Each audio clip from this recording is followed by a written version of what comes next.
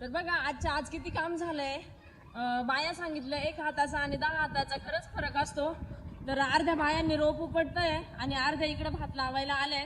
तर बघा आज भरपूर काम झालंय आणि खरंच कामात हलगर्जी केलेली नाहीये त्यांनी कुठल्याही प्रकारची.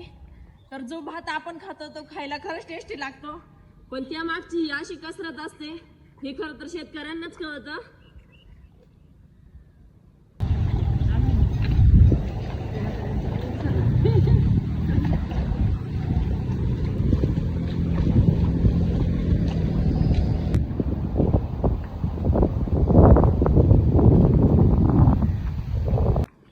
बघा गुडघ्यापेक्षा जास्त खाली पाय चालले चिखलात आणि मजा येते.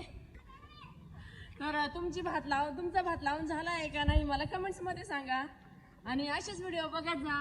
व्हिडिओ जर आवडत असेल तर चॅनलला सबस्क्राईब करा.